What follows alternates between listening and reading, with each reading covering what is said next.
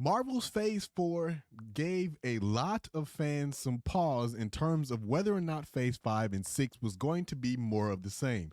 And if I'm honest, I was one of those fans that was on that fence, but I quickly got off of it when I thought about it and realized that the Marvel Cinematic Universe is pretty much just like life. It ebbs and flows. But with these upcoming movies that we have to talk about in this video, I think that it's a really, really good time to be a Marvel fan. Salutations and fist bumps, folks. Welcome back to the grid. Okay, so we have Deadpool and Wolverine, Captain America Brave New World, which I still hate the actual ending of that title, but I digress. The Thunderbolts, Fantastic Four, maybe Blade if they can get it together, and Avengers 5 and 6. Now, as per usual around here, we have a lot to talk about, so let's ride. So let's start with Deadpool and Wolverine, and if I haven't already, there will be pretty soon a breakdown on the trailers for that movie, so give this video a like and subscribe if you haven't already. Long since hitting the X-Men universe, Ryan Reynolds' Deadpool is actually now hitting the MCU in a very big way, because he's set to hit the MCU and specifically go through the multiverse, but it won't be a cakewalk because he will have to team up with Wolverine, who himself has to deal with a lot of his own trauma and trials, including a fight with Sabretooth. Now, from the looks of it, Deadpool is either running from or enlisted into the TVA and then finds out about time travel while being in it, and then going to different universes to fix or find some of the things that he was looking for in his own. And it looks like he quickly realizes that he will lose, or pretty much possibly will lose, everything that he holds dear to his heart in the X-Men Fox universe. I don't know anything about saving worlds, but you do. And I'm sure they're going to recap that somehow, but if they don't worry, I got you. Anyway, I think that is how they're going to explain the merger of Disney and Fox and how the MCU becomes, or the Foxverse becomes, a part of the MCU. But if this movie goes the way that I think it will, it has a lot of implications on setting things up for Avengers 5 and 6. And I'm sure, almost positive, that this is going to be a referencing point for other movies and other projects later on. And also, my Emma Corrin prediction.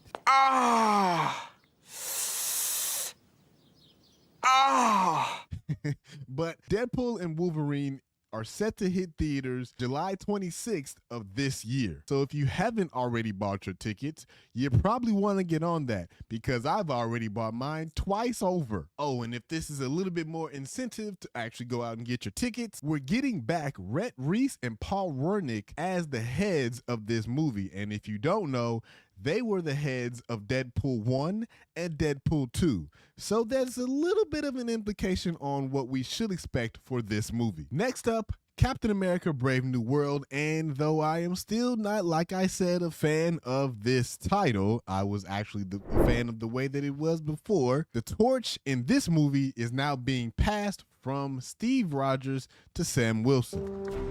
Don't say it. Don't you say it. Left. Come on! Finally, at this point, we've been waiting for this moment for a very long time, since about 2019. But you can also say that this is a story about Sam actually taking ownership and wanting to take ownership of the Shield this time, which he didn't feel comfortable doing at the end of Avengers Endgame or in Falcon and the Winter Soldier. But the tone of this movie is set to mimic what we loved about Captain America the Winter Soldier. And if you didn't know, by the way, it is also being written by the head writer of Falcon and the Winter Soldier, Malcolm Spellman. So the story here is about Sam actually being thrown into a situation where mind control tries to take out now President Thaddeus Ross, or excuse me, now President Thaddeus Thunderbolt Raw. So as a wrap up to Phase 5, Captain America Brave New World is set to hit theaters on Valentine's Day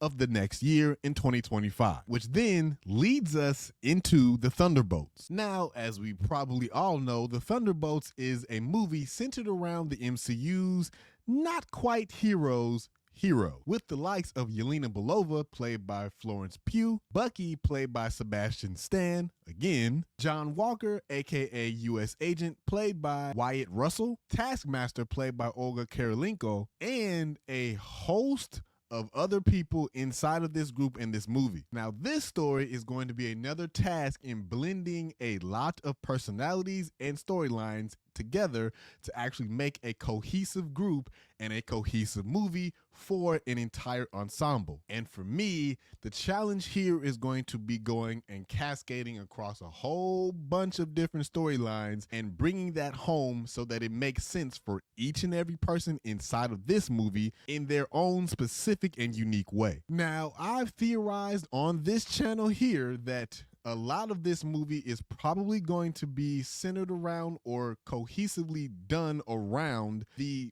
thought about what we found in Falcon and the Winter Soldier in terms of super soldier serum being available on the streets, and the fact that vibranium has now been found in a different place other than Wakanda. So for me, I don't know if they're going to actually try and blend both of those situations that are now on the streets in terms of not inside of galactic battles anymore. I would actually be really, really hopeful in terms of seeing both of those things kind of come together, or at least be mentioned inside of this movie, because both of them have really huge implications for the ground level heroes. Then finally,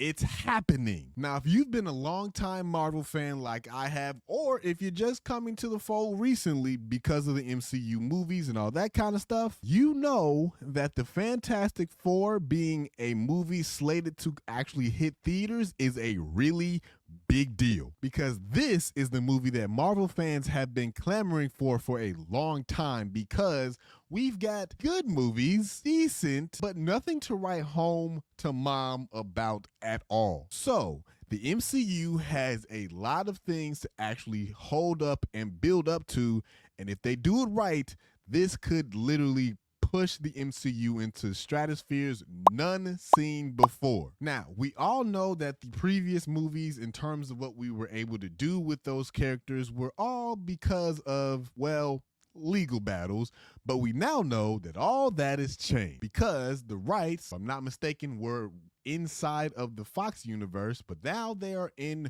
the entirety of the Marvel universe in terms of Marvel Studios. So the rights have now come specifically home, which is incredible news, because that means that we can tell the entire story of all of these characters and then place them in separate situations across the MCU so that it actually makes sense for all of the other storylines that we have to come across later on. Because yes, the Fantastic Four show up a lot in different areas of the Marvel Universe inside of the comic. And I'm saying it here, you can mark it if you want to, the Fantastic Four that we see in this movie, again, if they do it right, will show up in other projects, I guarantee. That's a brand name.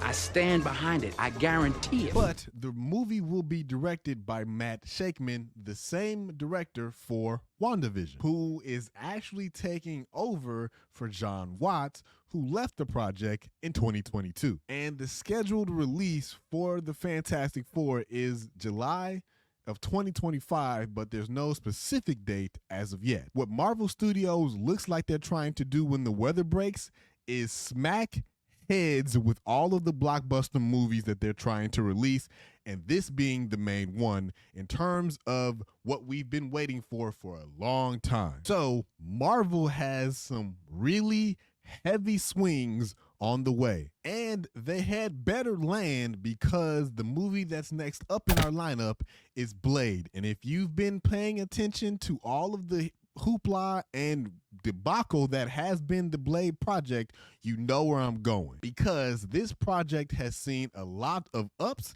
and way more downs than it needed to since it started. And it's been really, really negative, because to date, we've now had at least 2 director changes. And at this point, at least for the time of this filming of this video, we don't have a Blade director at all sitting in that chair, which, oh, by the way, this movie was announced in 2019. Y'all had one job, just one job. Because how hard is it to make a movie about a daywalker that wants to go after a lot of other daywalkers? I mean, they did it in the 90s. Why can't you figure this out, fam? And they did it in the 90s with way less tech than you have available to you right now. Anyway, as I again digress on the projection of this movie, this literal movie has a table spread for greatness inside of it. Not only do you have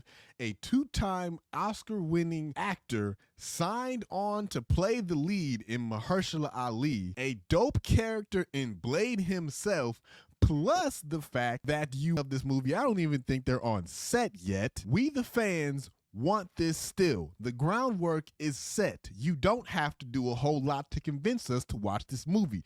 Just make it. Then there's Avengers 5, and as debacles in terms of movies go, this is another one that we have to talk about begrudgingly. Because, as we all know, Avengers 5 was originally supposed to be known as Avengers: The Kang Dynasty. But with everything that has now happened with Jonathan Majors, all of that is currently up in the air.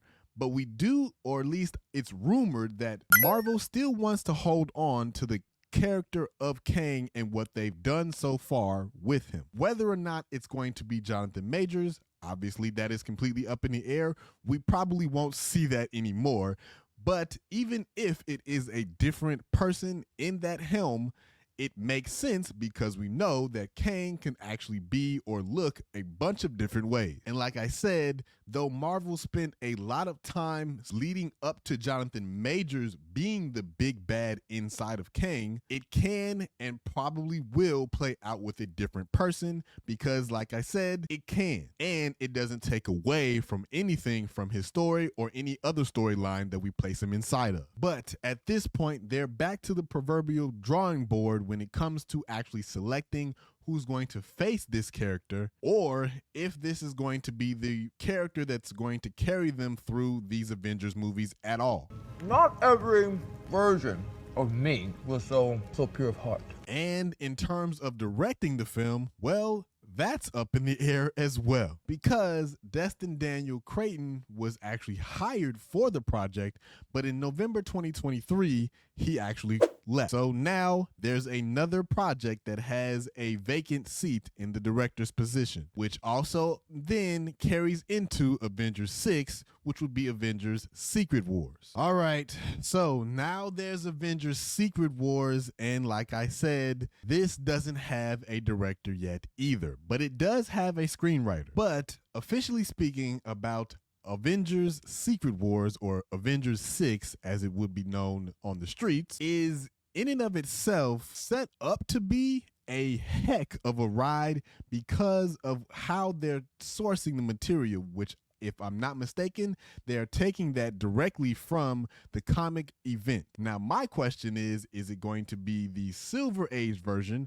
or the 2015 version of that story? But like I said, the screenwriter is Michael Waldron, who also wrote for Loki, Glorious Purpose, and Multiverse of Madness. But although we don't have official word on who is going to direct this movie, it has been rumored that the director for Deadpool and Wolverine actually might head up inside of this project as well. So if they are taking inspiration from the actual comic, and Deadpool and Wolverine's director Sean Levy is also going to head up the project, it probably will be fantastic, assuming that Deadpool and Wolverine also is. So at this point, I'm curious to know what you guys think in terms of what they're going to use for the storyline of Secret Wars. Are they going to use the Silver Age version or the 2015 version, or a combination of both? Leave that down in the comments. And if you're still trying to gear up for all of the mutant situations that will happen inside of Deadpool and Wolverine,